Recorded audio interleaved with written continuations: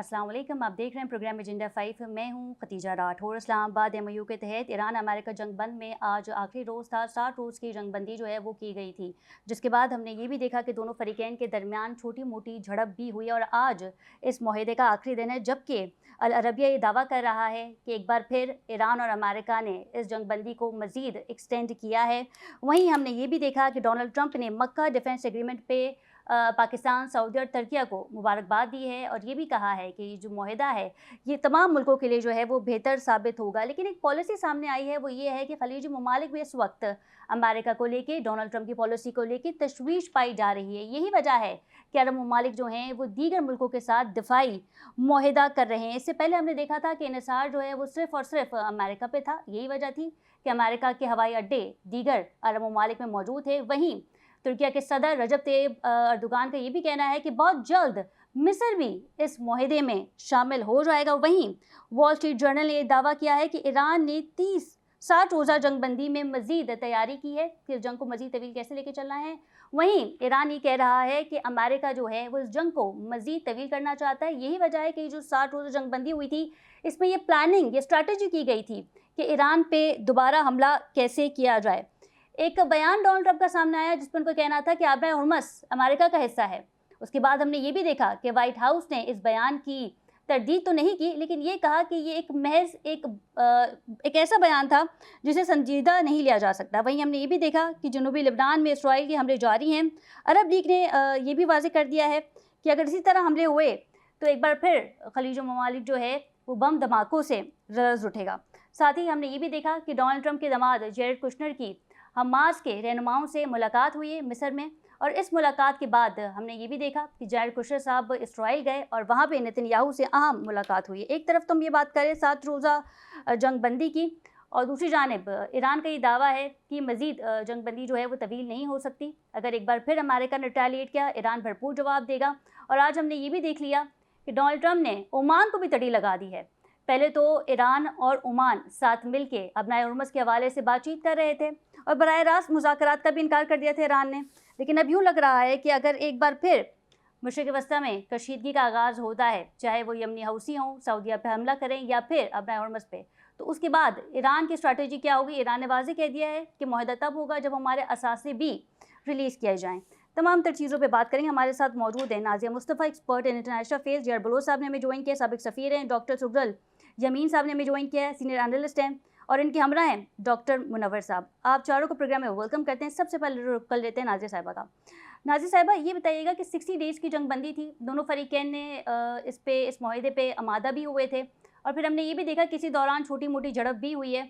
अब ये बताया जा रहा है अरब मीडिया की जानिब से कि दोनों फरीकैन जो है मज़ीद इस मुआहदे को एक्सटेंड करना चाह रहे हैं, जबकि ईरान ने इस हवाले से न तस्दीक की है न तरदीद की है।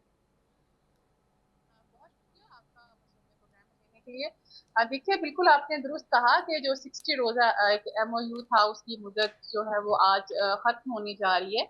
और उसके बाद दोनों तरफ से अभी हमें कोई ऐसी स्टेटमेंट देखने को नहीं मिली जिसमें बाकायदा तौर पर ये ऐलान किया गया हो ट्रंप की जानिब से, या हमें ईरान की जानिब से कोई ऐसी किसी भी उनकी हाई ऑफिशियल की कोई ऐसी ट्वीट देखने को मिली हो जिसमें ये कहा जा रहा हो कि ये मजीद एक्सटेंड हो जाएगा। लेकिन देखिए, ईरान की जो सूरत हाल है, जो सिचुएशन है, वो पहले दिन से ही बहुत वाजे है। ईरान ये चाहता है कि ये मामला इतना तूल ना पकड़े, किसी न किसी जो एमओयू है उसके अकॉर्डिंगली चीजों को लेके चला जाए और इस जंगबंदी का मुकम्मल खात्मा हो, ताकि जिन पॉइंट्स पे एग्री हुआ है, अगर हम स्विट्जरलैंड की बात करें, जब वहां पे तमाम ये दोनों फ्रीकैन के जो हाई ऑफिशियल्स थे, वहां पे उनकी डेलीगेशंस की जो मुलाकातें हुई, उसके जी। बाद कमेटीज तश्कील दी गई, उसके बाद यह तय पाया गया कि मामला को किस तरह आगे लेके चला जाएगा। बट अनफॉर्चुनेटली उस दरमियान में हमने देखा कि ईरान की जानिब से एक सऊदी अरब और कतर के वेसल्स के ऊपर जो था वो अटैक किया गया। उसके बाद मामला मजीद खराब हो गया और जी। उसके बाद ईरान और यूएस की जानिब से भी इसी तरह से रिटेलिएट देखने को मिला। लेकिन देखिए, आपने नोट किया होगा पिछले चंद दिनों से हमें कोई बहुत बड़ा उस तरह से अटैक देखने को ना तो ईरान की जानिब से मिला है, ना ही हमें उस तरह से यूएस की जानिब से मिला है। तो मामला बिल्कुल। यही है कि दोनों जो ममालिक हैं वो इस चीज को अंडरस्टैंड करते हैं कि मजीद जंग या अटैक इस मसले का हल नहीं है, ना ही यूएस इसको अफोर्ड कर सकता है, और ना ही ईरान का जो है मजीद उसमें इतनी ज्यादा कैपेसिटी बाकी है, क्योंकि वो शो तो नहीं कर रहा कि ईरान भी अब भी यही कहता है कि हम मजीद जो है वो लड़ सकते हैं, क्योंकि ऑलरेडी आप देखिए उनकी जो मेल लीडरशिप थी, फर्स्ट जी, ईयर की, सेकंड ईयर की, वो उनके सब आर्मी चीफ का भी यूएस बयान में मौजूद है। है, अगर कोई अमेरिकन फ़ौजी को पकड़ता है या हलाक करता है, तो उसके लिए भी जो है उन्होंने इनाम मुख्तस कर रखा है। जी आर बलोच साहब हमारे साथ मौजूद हैं।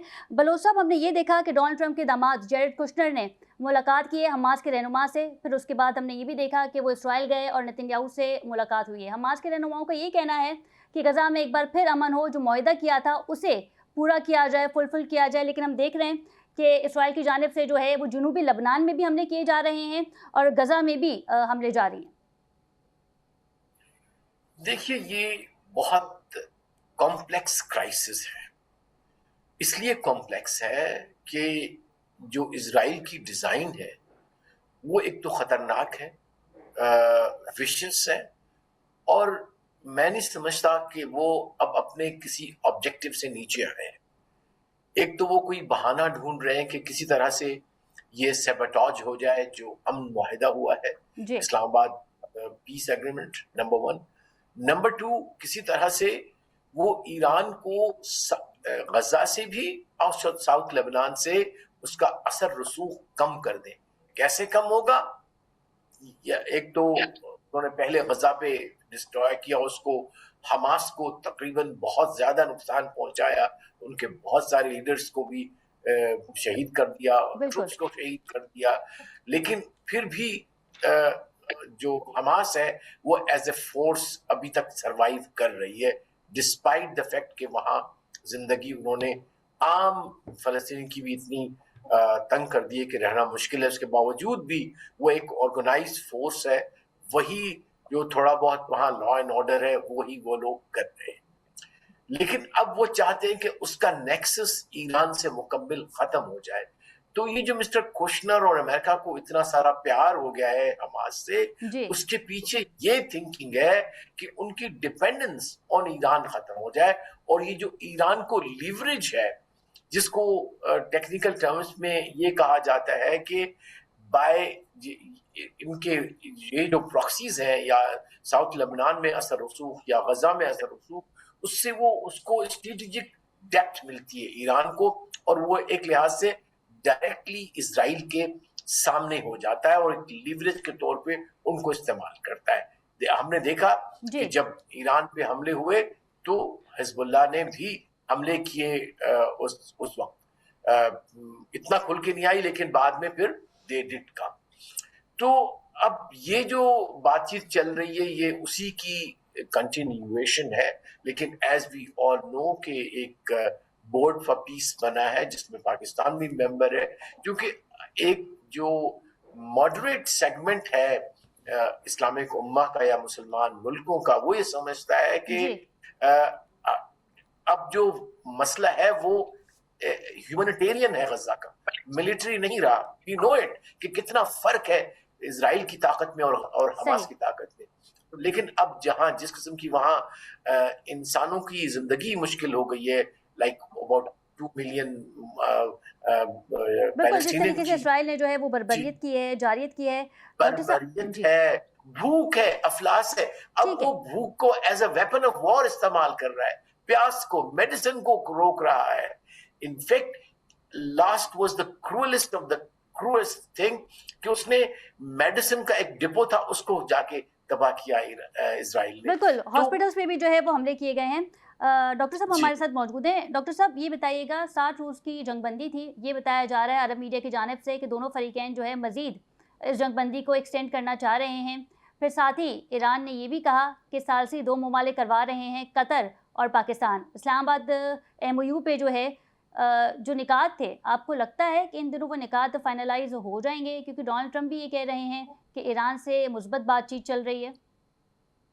मेरे ख्याल में ये जो एमओयू हुआ था जिसपे ईरान के नुमाइंदों ने भी दस्तखत किए थे और अमेरिका के भी नुमाइंदों ने दस्तखत किए थे, ये ख़त्म नहीं हुआ। अगरचे इसको दचके बहुत से लगे हैं, मगर मेरा अपना ज़ाती ख्याल ये है कि ये किसी न किसी तरीके से ये ज़िंदा रहेगा और इसी की बुनियाद पर इस खत्ते में अमन आएगा।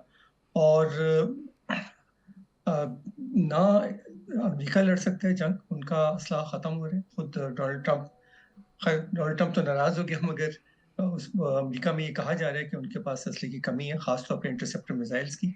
जी और ईरान के भी हालात इतने अच्छे नहीं हैं। पर एक बात तो यकीनी है कि अमेरिका इस पोजीशन में नहीं है कि वो ज़मीनी हमला करे। हाँ, वो खलीज में गोले बरसा सकता है, मगर ईरान पे कब्ज़ा नहीं कर सकता, ये उनकी कैपेबिलिटीज़ में नहीं है। इसी तरह जी ईरान भी अमेरिका को ख़त्म नहीं कर सकता। तो ये जो एक फ्रेमवर्क मिला हुआ है इस्लामाबाद मेमोरेंडम ऑफ अंडरस्टैंडिंग, यही एक वाहिद बुनियाद है जिस पे कोई ना कोई सुलह सफाई हो सकती है। और आप देख रहे हैं कि कोई, जैसे आपने शुरू में खुद फरमाया कि कोई दोनों फरीकैन में कोई ऐसी मुसल्लह झड़प उस तरह से नहीं हुई। हाँ, अभी तक जो अबनाए हुर्मुज़ है उसमें जहाज़ों की आमद-ओ-रफ्त को रोका गया है बहाल नहीं दोनों है। तरफ से। जी, बहाल नहीं हुई दोनों तरफ से, अमेरिका की तरफ से भी और ईरान की तरफ से भी। ईरान भी अपने उस पे मौक़िफ़ पे अड़ा हुआ है और अमेरिका तो ख़िफ़्फ़त मिटा रहा है अपनी। अमेरिका तो एक्चुअली चाहता है कि उसकी किसी न किसी तरह से यहाँ से इस दलदल से निकले। मगर चूँकि इज़राइल नहीं चाहता, इज़राइल चाहता है कि ख़ात्मा किया जाए ईरान का, ईरान जी के न्यूक्लियर तंज़ीमात का ख़ात्मा किया जाए। खुद उसके पास इतनी सलाहियत नहीं कि वो करे, वो अमेरिका पे इन्हिसार करे। इज़राइल जो है वो खाली हमास से लड़ सकता है, छोटे-मोटे जो जी ग्रुप्स हैं उनके साथ लड़ सकता है, बाकायदा फ़ौज से इज़राइल भी नहीं लड़ सकता, उसकी भी कैपेबिलिटी नहीं है। सो ईरान और अमेरिका नहीं लड़ सकते, वो चाहते हैं कि अमन हो किसी तरह से। इज़राइल नहीं मान रहा, इज़राइल को भी बिलाखिर मानना पड़ेगा, कितनी देर तक लड़ेंगे? क्योंकि इज़राइल का जो सबसे बड़ा